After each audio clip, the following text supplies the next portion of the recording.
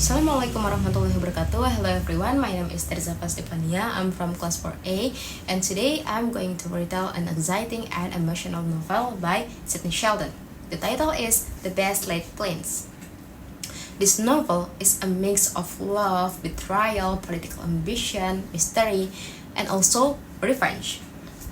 It tells the story of Leslie Stewart, a smart and successful woman who falls in love with the wrong man, and what happens after her heart is broken. And now, let's start it. Leslie Stewart is a public relations executive in Lexington, Kentucky. One day, her boss assigns her to handle a political campaign for a man named Oliver Russell, a charming and intelligent lawyer who wants to become governor. From the moment they meet, there is a strong chemistry. Oliver is confident and passionate about his mission to change the state, and Leslie is drawn to him, not just because he is handsome, but because she believes in his vision. And they begin working together, and soon their relationship turns romantic. And Oliver proposes to Leslie, and she happily accepts. But one week before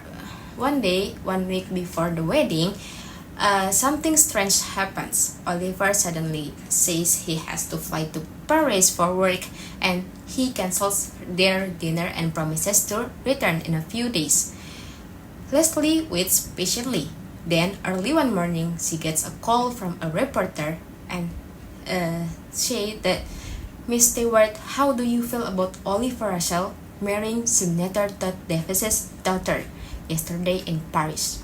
"Yes, he married someone else, and the daughter of a powerful senator." Just like that, Leslie is publicly humiliated and heartbroken. But instead of falling apart, she chooses to fight back. And Leslie marries Henry Chambers, an old but powerful media tycoon. After his death, he inherits his media empire, including several major newspapers and TV stations. She turns herself into one of the most powerful women in America. And behind it all, she has one goal, that is to destroy Oliver Russell's career. Not with violence, but with power, influence, and also the truth. She never forgets what he did to her, and she wants the whole world to see what kind of man he really is.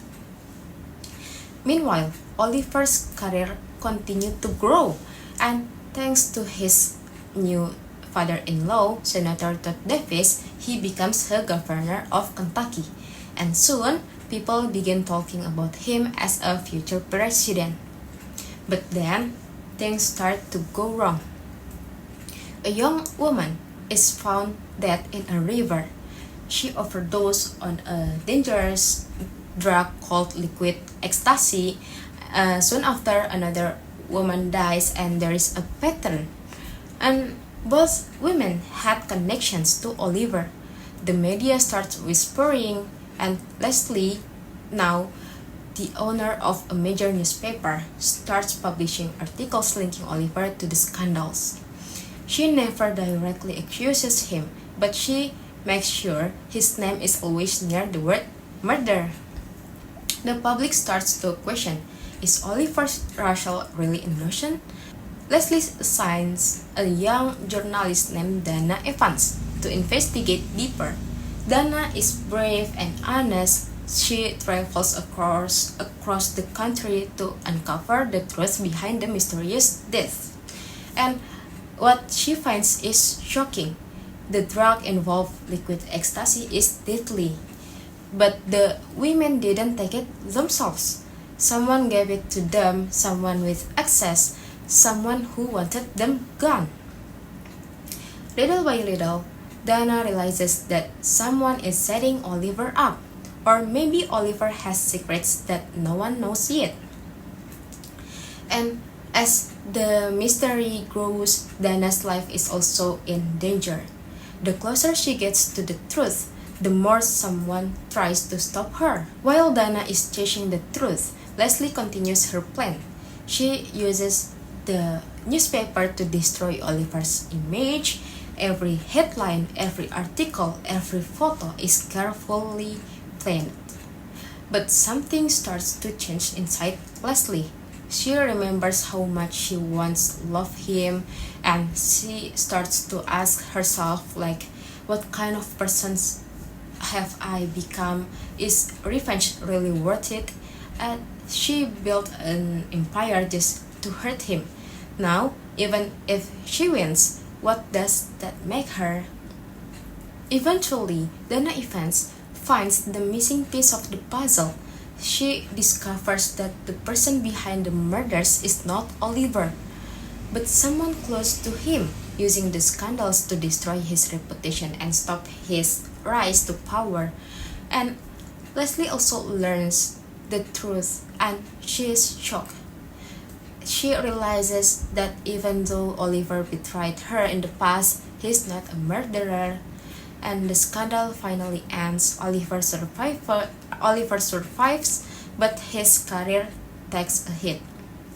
Leslie, she walked away with her media empire intact, but emotionally something has changed. She is no longer the innocent woman she used to be, but she is strong and in control of her life.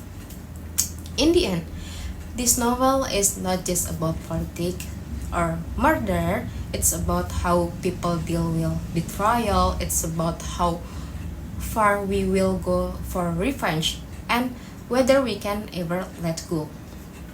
And it's about power, who has it, who wants it, and what happens when they get it.